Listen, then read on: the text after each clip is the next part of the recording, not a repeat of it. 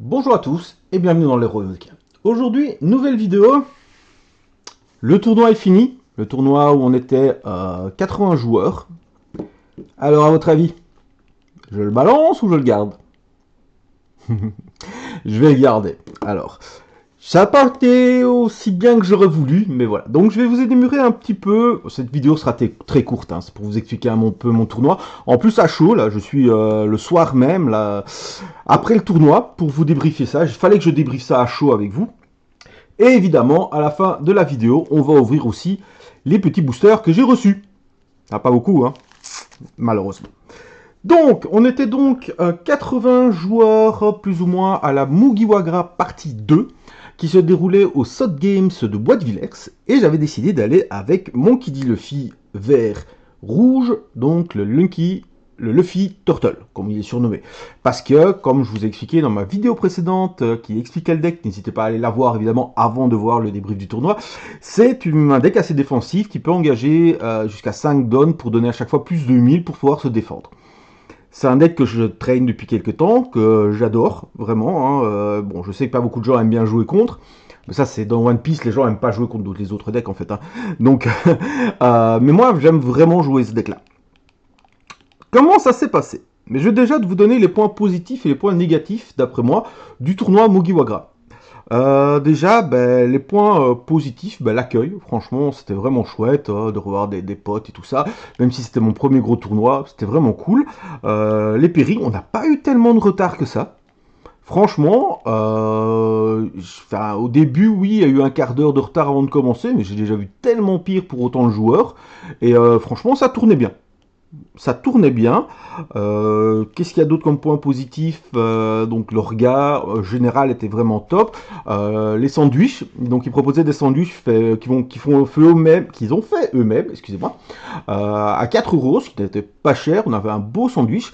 Alors c'est vrai que certains pourraient dire oui, mais le choix dans le sandwich n'était pas vraiment diversifié. Hein. C'était jambon, fromage ou jambon fromage, mayonnaise, crudité, ça c'est comme on voulait. Mais je l'ai trouvé très bon.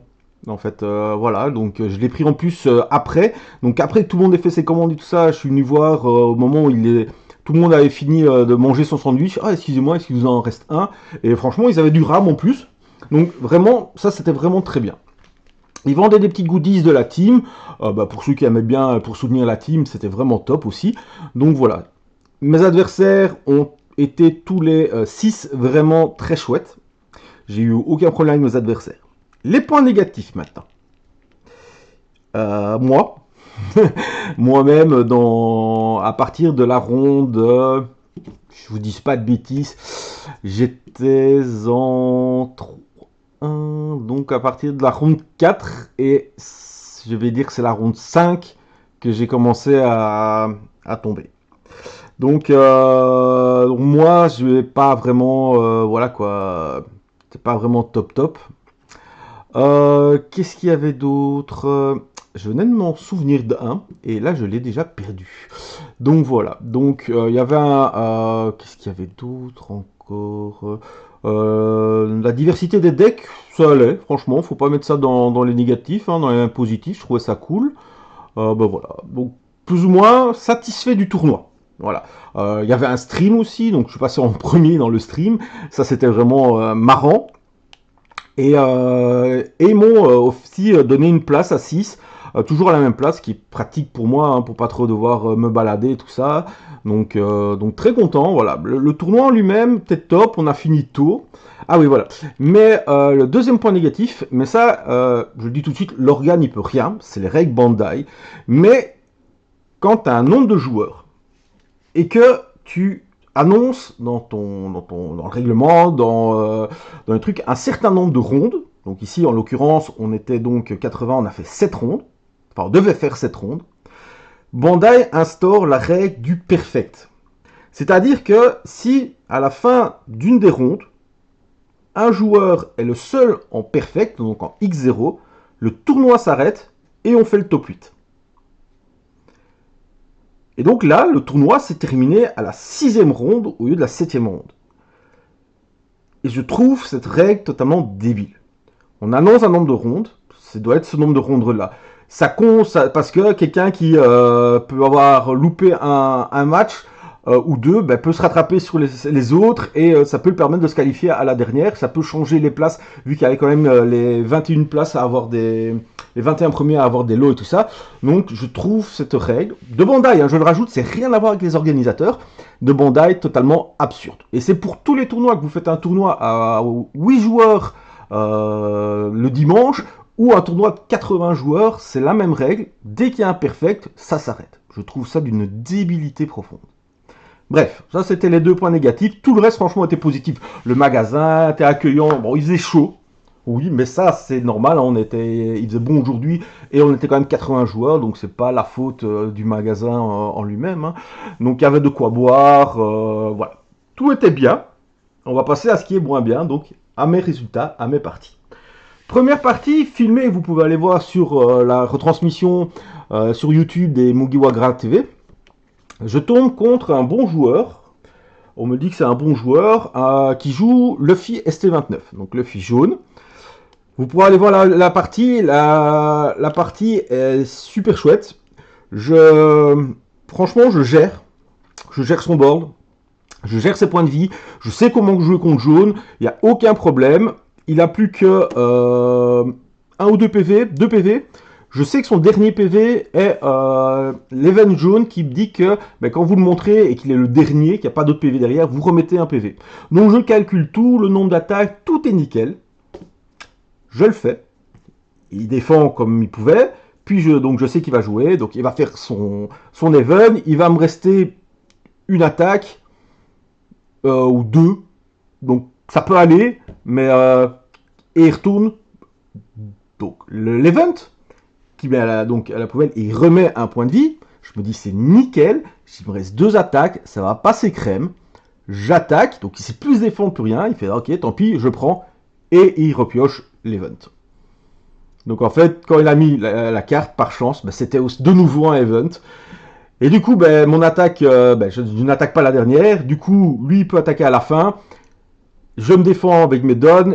Il fait une bonnie qui m'enlève un point de vie. Du coup, il me tape, plus de PV.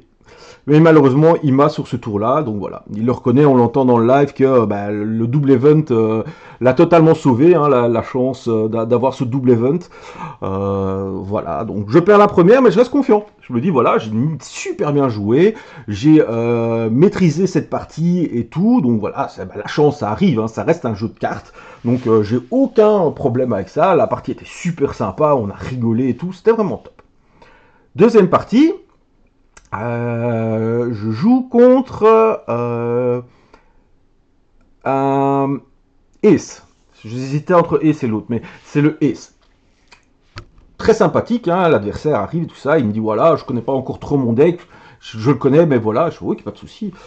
Par contre, il a joué très lentement, mais très lentement. Il mettait 7 minutes, 8 minutes de moyenne pour faire un tour. Alors que moi je mettais 1 minute, 2 minutes. Donc je lui dis rien parce que voilà, ça sert à rien. Il lit déjà ses cartes, il a besoin. Je vois qu'il a besoin de se concentrer. Je reviens un moment sur un de ses plays où il dit attention, là t'as ça. Ah oui, merci, voilà.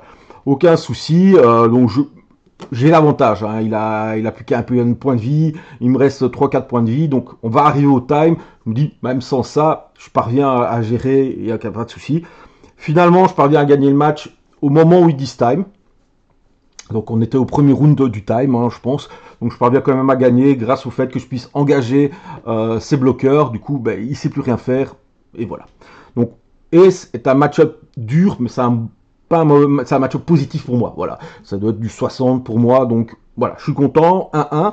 Je remonte. La barre est sauve. Troisième match, je tombe, ce qui est rare. Je pense qu'on était, sans mentir, hein, 3 ou 4 sur 80 joueurs. Retenez bien ça. Je tombe contre un match miroir. Donc, ok, mon qui dit Luffy contre mon qui dit Luffy. Au moins, on connaît nos decks. Sauf que mon adversaire, un Français, hein, très sympathique, il n'avait pas tout à fait le même deck que moi. Il jouait d'autres deck tech. Moi, sachant que pour ceux qui vont le dimanche à Jambes, ils le connaissent. Moi, j'ai pris vraiment la decklist et je me suis entraîné avec Chris qui gagne beaucoup de tournois en Belgique et qui joue Luffy rouge-vert. Et voilà, donc il a un bon deck, il n'y a pas de souci, voilà. Donc ben voilà, je maîtrise le miroir parce que notamment il ne joue pas l'event en vert qui permet d'engager les adversaires. Donc, mais c'était très dur parce que c'est difficile, on se tue pas quoi. Ah, ben, j'engage. Mais voilà, au fin de compte, ben, c'est les cartes que je jouais pas, qui lui ne jouait pas, comme le Zoro vert, qui m'a permis de lui mettre assez de pression au début et qui me permet de gagner. Donc voilà, on est content, on discute de technique et tout ça. Ah bah tiens, moi je joue pas cette carte, attends, je vais la prendre en photo, comme ça je pourrais essayer, et ainsi de suite. Voilà, c'est très cool. Donc là, je suis en 2-1. Je vais passer à la quatrième manche. Quatrième manche, je joue contre un membre de la team Mugiwara qui joue l'eau rouge-vert. L'eau rouge-vert, je ne connais pas. Je regarde, donc ça permet de mettre... si vous avez des personnages sur le terrain, des caractères, vous en remontez, vous payez 2, vous en remontez un, et vous jouez un autre qui coûte 5 ou moins d'une couleur différente. Donc il va vraiment jouer au yo-yo, et il fait beaucoup de chercheurs au départ. Il me fait, ouais, t'inquiète, je vais passer la partie à chercher. Je fais, ok. Bah, moi, tant qu'il a ça, bah, j'en profite, quoi. Je garde des dons pour bloquer, mais je bourre, j'attaque. Il commence à perdre des points de vie, tout ça, puis il commence à me mettre des unités un peu plus embêtantes.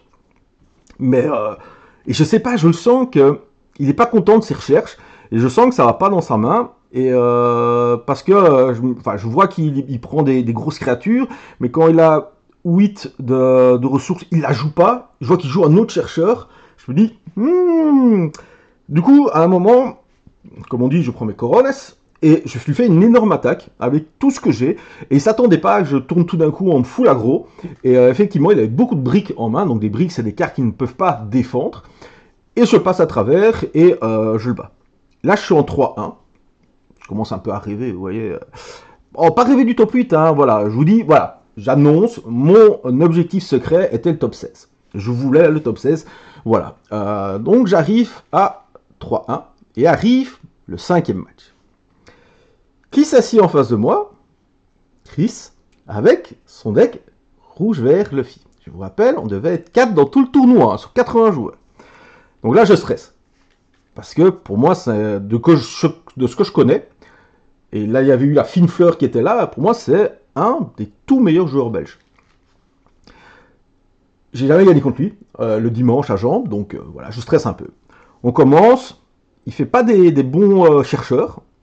Moi, je fais quelques petites erreurs au départ, mais ça va. Et je maîtrise le match. Je vois qu'il s'énerve. À un moment, il s'énerve vraiment sur la partie.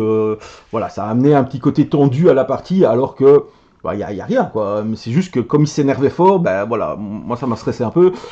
Et surtout vu l'enjeu entre guillemets. Et c'est pas la vie. Enfin, comment expliquer ça? C'est pas le 4-1 qui était l'enjeu.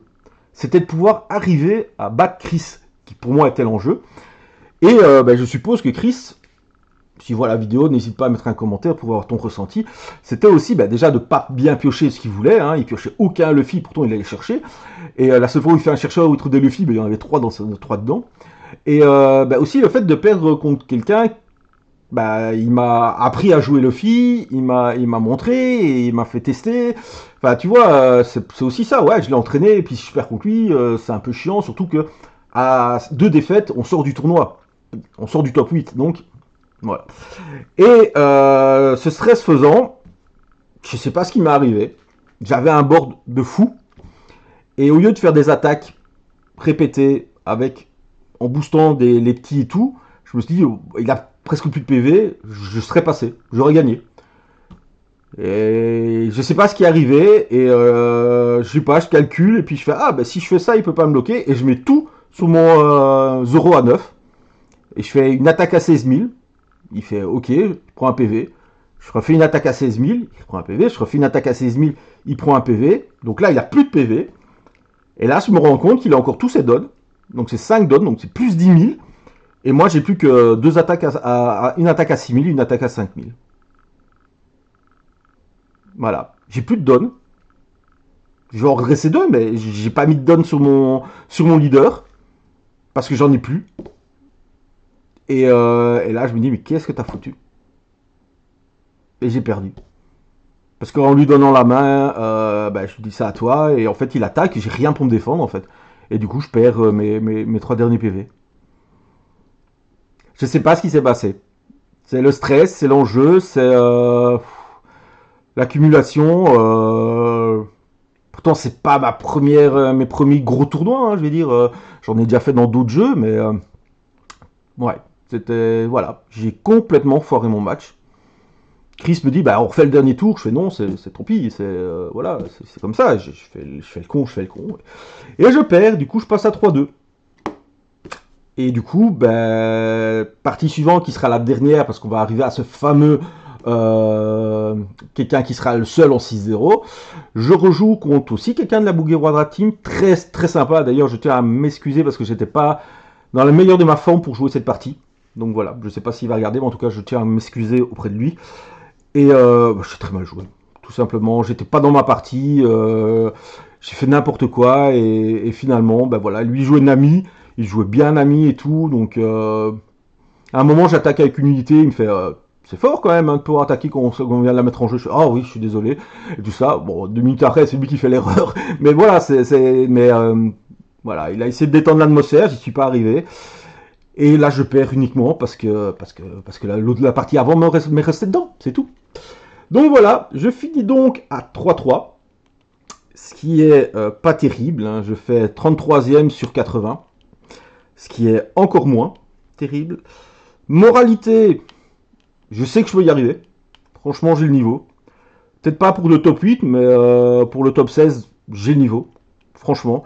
Je suis très content parce qu'en fait, les seules personnes contre qui j'ai vraiment perdu, ben, il n'y a pas de faux perdre faussement, mais c'est des gars que je connais et qui font des gros résultats en tournoi. Hein, je les vois souvent, donc voilà, je me dis que je suis pas si loin. Hein, donc c'est intéressant. Je ferai mieux la prochaine fois, ou pas, mais en tout cas, je me donnerai les moyens de mieux faire. Je vais pouvoir m'entraîner ça. Monkey D. Luffy, je le garde. Voilà. À moins que avec l'OP15, la méta doit changer du tout et que c'est plus du tout la méta pour Luffy, évidemment, je changerai de deck. C'est comme ça dans One Piece. Hein. One Piece, tu peux pas rester avec un deck de cœur parce que les méta fluctuent tellement qu'il faut changer de deck. Quoi. Donc on verra avec OP15, mais donc pour l'instant, je vais garder Luffy. Sauf le tournoi dans 15 jours où c'est le tournoi Heroine Cup, où là on est obligé de prendre un personnage, un leader féminin. Et je vous ferai sûrement une vidéo là-dessus, mais bon, petit spoil, ce sera Vivi, hein, ma waifu préférée de tout One Piece. Donc voilà. Maintenant, est-ce qu'on aura une belle fin? C'est les boosters qui vont nous le dire.